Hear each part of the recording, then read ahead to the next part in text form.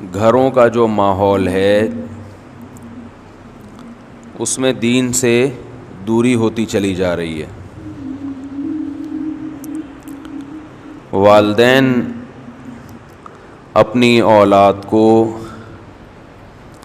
پڑھانا چاہتے ہیں, کچھ بنانا چاہتے ہیں, مذہب کو زیادہ فوکس نہیں کرتے.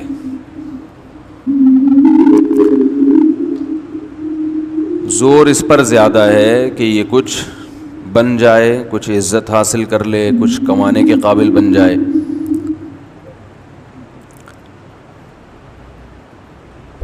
مذہب سے تھوڑا بہت لگاؤ ہے, جیسے کھانے میں اصل مقصد کھانا ہوتا ہے, اس کے ساتھ تھوڑی سی چٹنی, تھوڑا سا اچار, وہ ٹیسٹ کو بڑھانے کے لیے.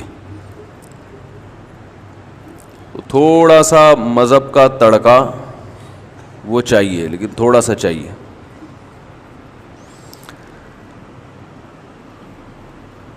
اس کی وجہ سے گھروں میں جو ایک روحانیت کا ماحول ہے وہ آہستہ آہستہ ختم ہو رہا ہے.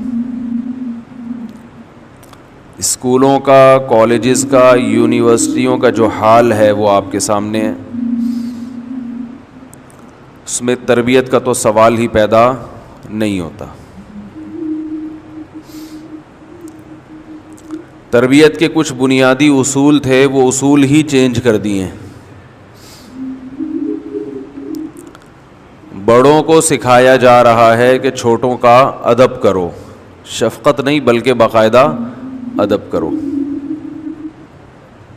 چھوٹوں پہ کوئی ذمہ داری نہیں ہے کہ اس نے بڑے سے کیسے بات کرنی ہے. ماتحتوں کو سکھایا جا رہا ہے کہ اپنے بڑوں سے بغاوت کرو,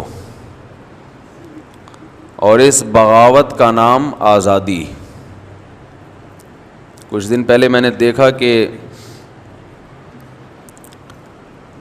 کسی نے اپنے چھوٹے بچے پہ ہاتھ اٹھایا, تو اس پر بات چلنا شروع, میں پورا واقعہ بیان نہیں کروں گا, کسی کی توجہ اس طرف نہ چلی جائے. تو اس پر بحث چلنا شروع ہو گئی کہ بچوں کے جو حقوق ہیں ان حقوق کا تقاضا یہ ہے کہ بچوں پہ سختی نہ کی جائے.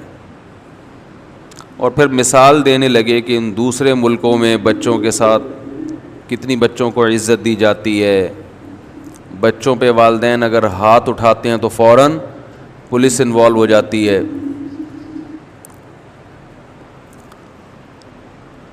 تو ہم لوگ بہت ساری چیزیں یورپ سے لے رہے ہیں, مغرب سے لے رہے ہیں, آنکھیں بند کر کے.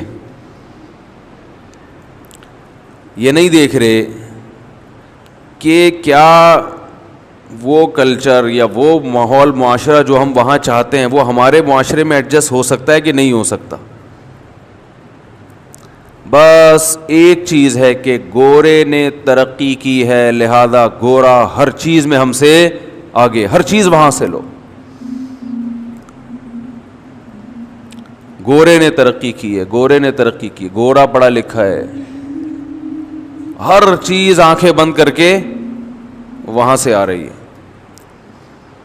یہاں تک کہ عجیب بات کہ گورے کی سائنس کو بنیاد بنا کے قرآن کا انکار کیا جا رہا ہے کہ گورے کی جو ریسرچ ہے سائنس کے بارے میں, قرآن میں اس کا تذکرہ نہیں ملتا. تو پاگل پنے کی انتہا ہے. قرآن کا یہ دعویٰ ہی نہیں ہے کہ یہ کوئی سائنس کی کتاب ہے, نہ یہ ٹاپک ہے اس کا.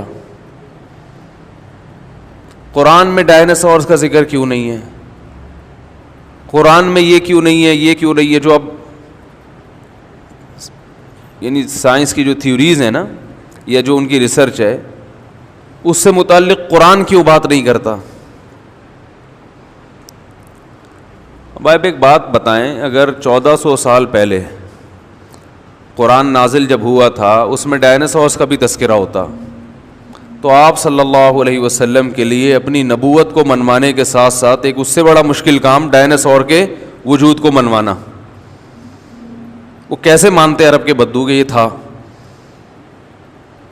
کہتے یہ پتہ نہیں کیسی باتیں کر رہے ہیں، اور منوا کے کیا حاصل ہو جانا تھا۔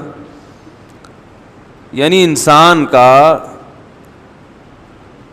انسان کی جو پریکٹیکل لائف ہے، سیدھا راستہ ہے، اس کا ڈائناسور سے کوئی تعلق ہے؟ سمجھ میں آ رہی ہے بات؟ قرآن 1400 سال پہلے بتاتا کہ پانی میں ہائیڈروجن کے 2 اور آکسیجن کا 1 مالیکیول ہے جس سے بن کے پانی وجود میں آیا ہے۔ یہ سائنس کی تحقیق ہے نا، جو اب ہے، پہلے نہیں تھی۔ تو اس سے قرآن کو کیا حاصل ہو جاتا؟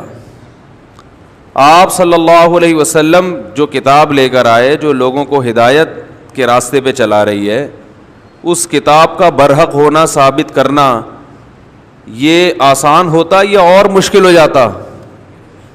تو اور مشکل ہو جاتا۔ وہ کہتے ہیں یہ کہاں سے ہائیڈروجن کے 2 اور آکسیجن کا 1 کیا ہے، کہاں سے آئے؟ تو آپ لیبارٹری میں لے جا کے ان کو دکھاتے۔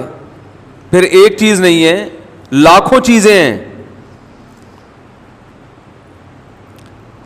جب انسان پاگل ہوتا ہے نا، جب کسی کی مخالفت اور ضد پہ اڑ جائے تو اکثر لوگ اعتدال کا راستہ چھوڑ دیتے ہیں۔ یہی حال آج کل کے ملحدین کا ہے، جن کو قرآن پہ اعتراضات ہوتے ہیں کہ قرآن میں سائنس کی باتیں کیوں نہیں ہیں۔ یہ موضوع سے میں ہٹ رہا ہوں، لیکن ایک بات، قیام و طعام تو چلتا ہے نا راستے میں۔ ایک بات خوب اچھی طرح سمجھ لیں، اس طرح کے اعتراضات قرآن پہ بہت زیادہ کیے جاتے ہیں۔